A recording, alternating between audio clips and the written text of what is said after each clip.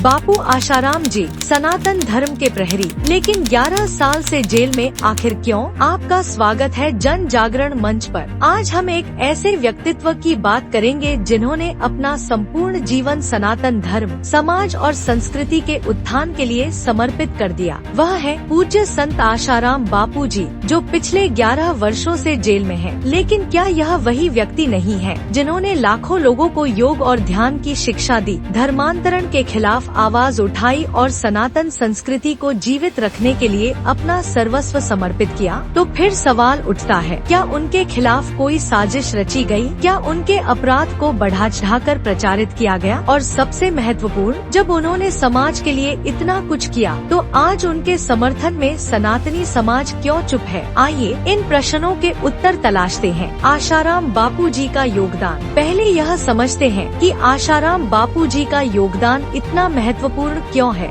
योग और ध्यान का प्रसार। बापू जी ने लाखों लोगों को योग और ध्यान का मार्ग दिखाया। उनके प्रवचनों से लोग न केवल मानसिक शांति पाते थे, बल्कि अपने जीवन में सकारात्मक बदलाव भी लाते थे। गौ सेवा और प्राकृतिक खेती। बापू जी ने गौशालाओं की स्थापना की और प्राकृतिक खेती को बढ़ावा दिया। उनका मानना था कि हमारी कृषि और अर्थव्यवस्था का आधार प्रकृति और गाय पर ही निर्भर होना चाहिए। समाज सेवा और महिला सशक्तिकरण। गरीबों और जरूरतमंदों के लिए स्कूल, अस्पताल और भोजन कार्यक्रम शुरू किए। महिलाओं को आत्मनिर्भर बनाने के लिए विशेष प्रशिक्षण केंद्र चलाए। धर्मांतरण के खिलाफ अभियान। उन्होंने धर्मांतरण के खिलाफ कठोर अभियान चलाए और सनातन धर्म की जड़ों को मजबूत किया। वैश्विक स्तर पर सनातन धर्म का प्रचार। बापू जी ने विदेशों में भारतीय संस्कृति और सनातन धर्म का प्रचार किया। इन कार्यों के चलते वह करोड़ों लोगों के लिए श्रद्धा का केंद्र बने। आरोप और सच्चाई।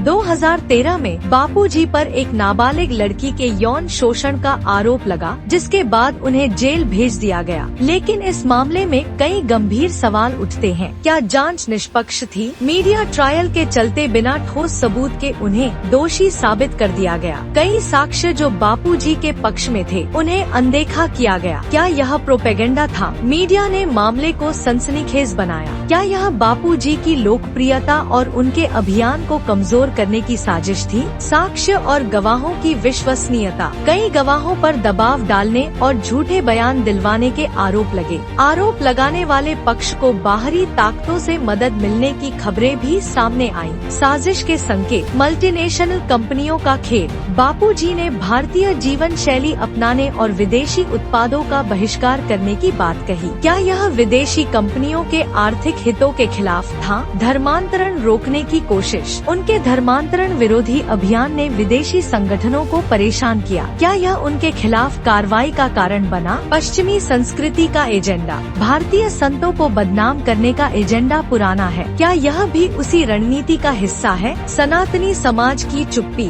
बापू जी के साथ हो रहे अन्याय पर सनातनी समाज चुप क्यों है? डर और भ्रम। मीडिया द्वारा बनाए गए झूठे नैरेटिव पर समाज ने भरोसा कर लिया। विरोध करने का साहस नहीं दिखा। विभाजन और संगठन की कमी। सनातनी समाज में एकता की कमी का असर दिखा। अपनी संस्कृति के प्रति उदासीनता। क्या हम अपने धर्म गुरुओं और संस्कृति के प्रति संवेदनशील नहीं हैं? आइए इस अन्याय के खिलाफ आवाज उठाएं। इस वीडियो को अधिक से अधिक शेयर करें और जन जागरण मंच को सब्सक्राइब करें। आपकी एकजुटता ही हमारी संस्कृति और धर्म का बचाव करेगी।